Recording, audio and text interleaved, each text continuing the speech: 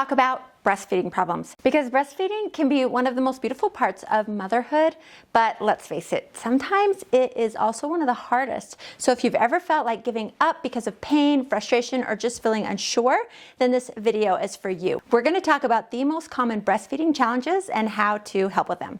But first, my name is Diana. I'm a physician assistant. I specialize in women's health and gynecology, and I have also breastfed 4 babies. So if you're new here, drop a comment and let me know if you're breastfeeding now, if you're pregnant, or you're just here to learn. I love reading about what brought you here, but for now, let's get into the video.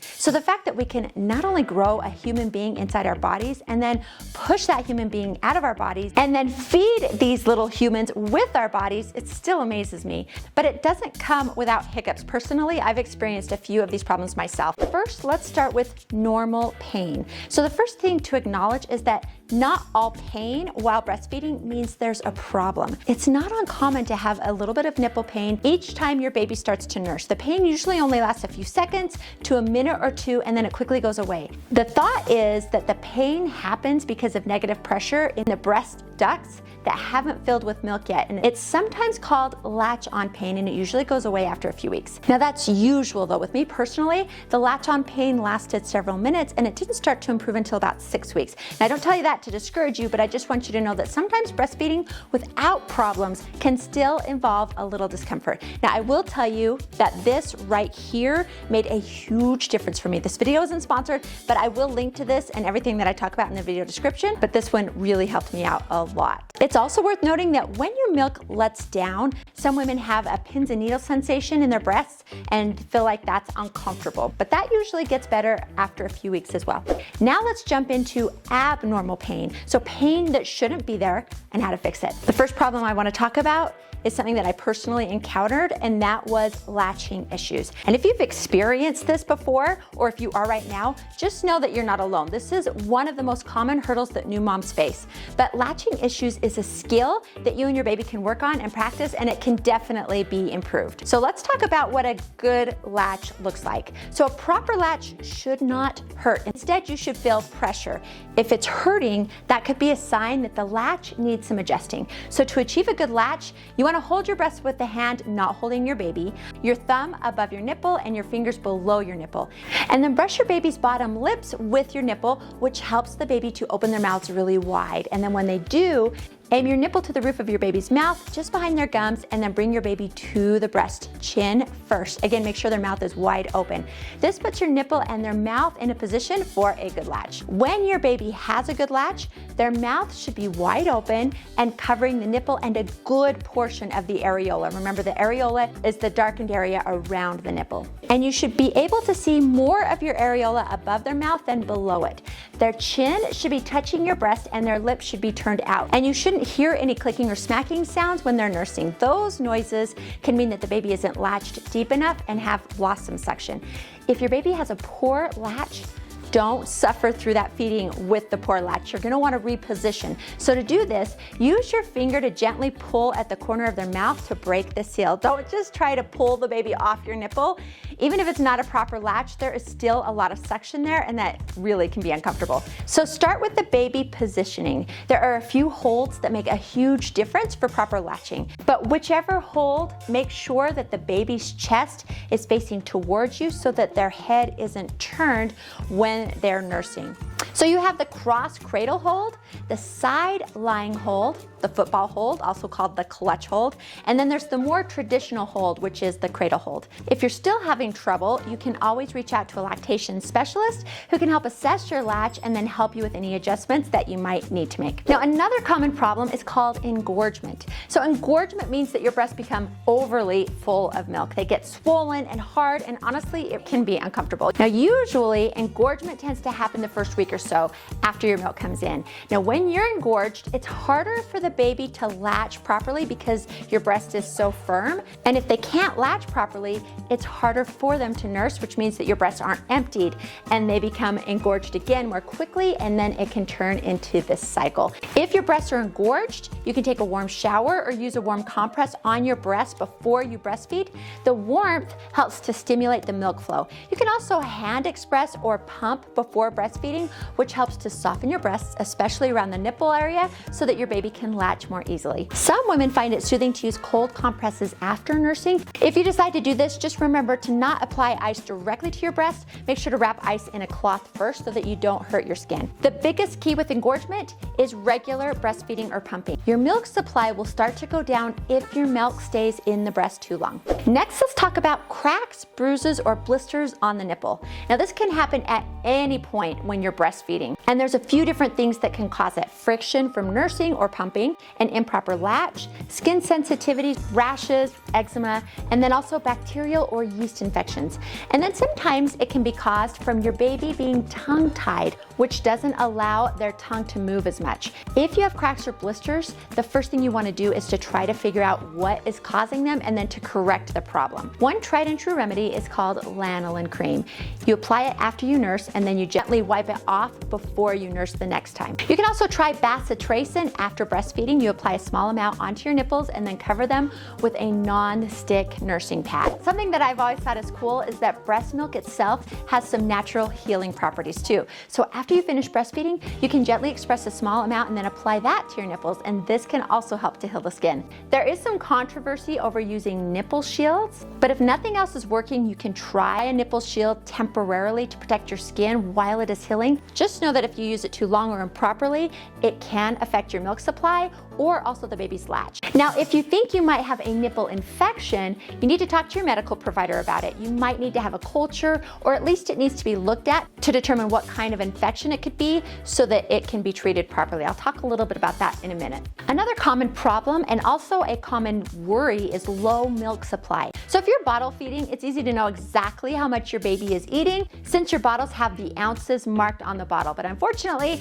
breasts don't come pre-marked. So it's a little bit harder to know just how much milk you're producing and if it's enough for your baby. First off, just know that while many women worry about low milk supply, far fewer women actually have a low milk supply. But it's still important to watch for clues and signs. So first off, pay attention to your baby's weight. Now, your pediatrician will also be monitoring your baby's weight to make sure that they are gaining weight as expected. You'll also want to note how many wet diapers per day they're having. So by the 5th day of life, the baby should be wetting about 6 to 8 diapers a day and then have about 3 or more poopy diapers. And remember that breastfed baby poop looks pale, yellow, and seedy or grainy. It's not gonna look like their traditional poop color. You also wanna pay attention to if your baby appears unsatisfied after eating, like they still want more. But I wanna point out that sometimes moms might worry that their baby isn't getting enough milk because they want to eat more often and they seem hungry all the time. But as long as the baby is gaining weight and wetting their diaper enough, then they're probably just going through a growth spurt and want more milk. Growth spurts often happen around 2 weeks, 4 weeks, and 6 weeks, and then 3 months, and then again at 6 months.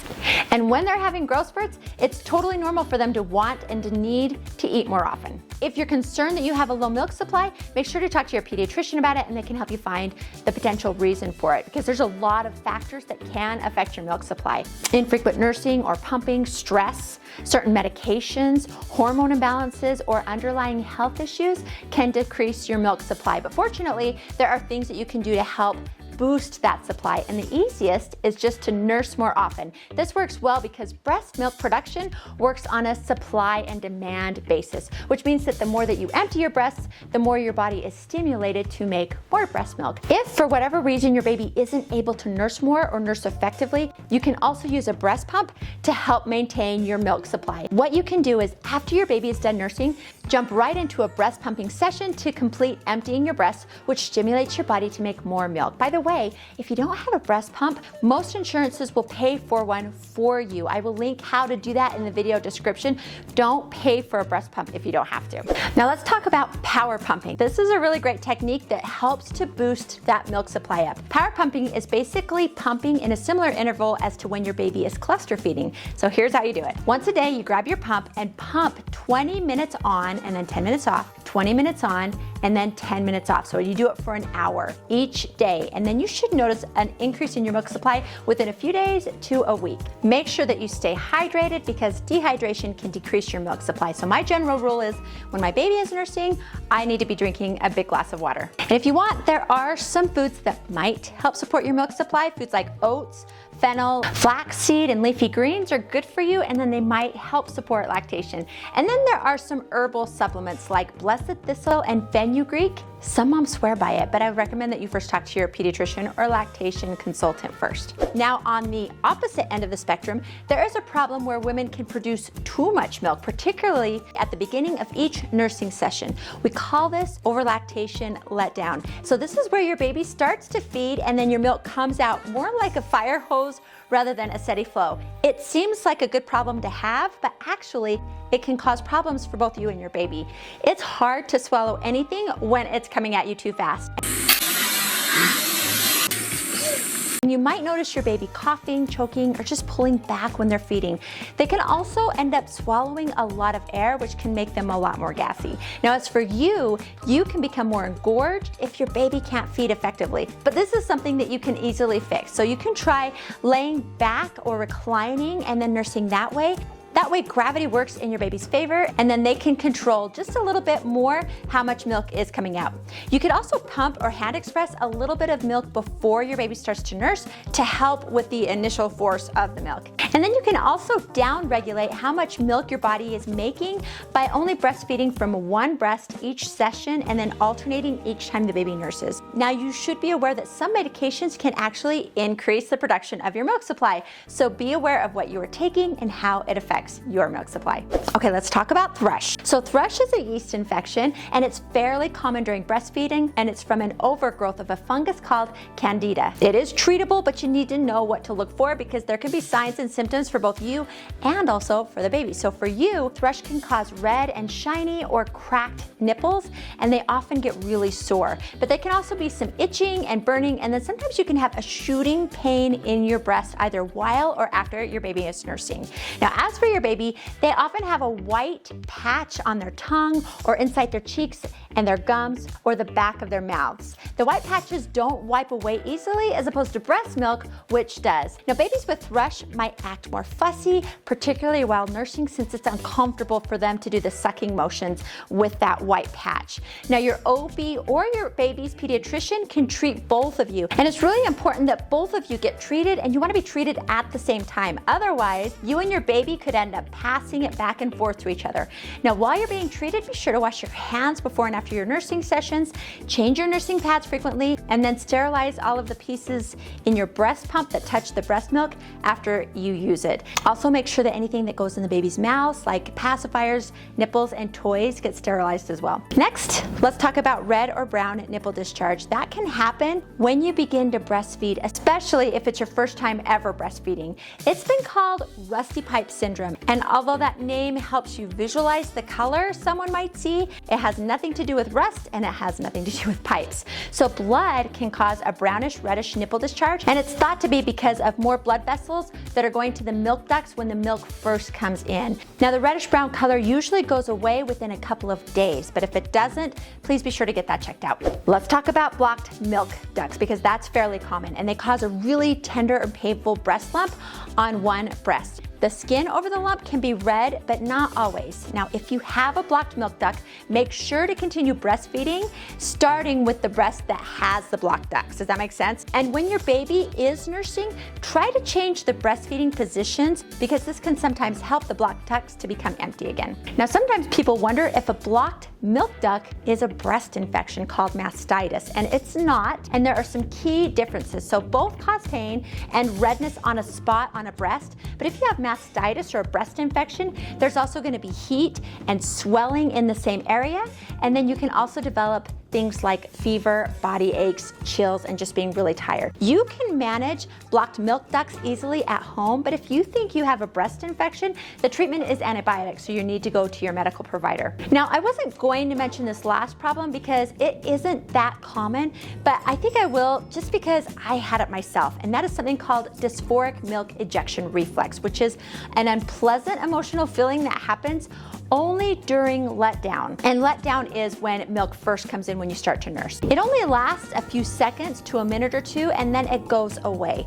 So personally, I would describe it as a feeling of sadness, anxiety, helplessness, or just like an overall feeling of negativity. Now, strangely, a lot of women often feel a sensation of thirst at the same time. And it's thought to be from the hormone fluctuations each time you first start to nurse. Now, there's really no treatment for it, but for me, just knowing what it was and that it would always go away within 30 seconds or so made it manageable. I distracted myself by taking a big drink of water during the first 30 seconds of nursing, and then that helped me not only stay hydrated, but it kept my attention off of those emotions. Dysphoric milk ejection reflex is distinct from postpartum depression.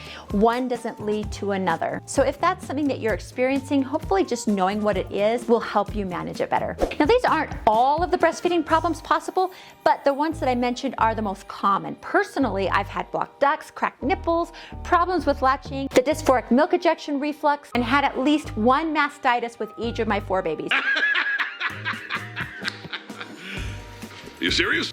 But we worked through it, and you can too. So you're doing great. Please give yourself a little grace if you're struggling. And if it turns out that breastfeeding doesn't work out, that's okay too. You love your baby and you're going to do what's best for your baby. But hey, if you want to see more videos about newborn babies and how to care for them, I'm going to link to that right here. Click on that and I will see you over there.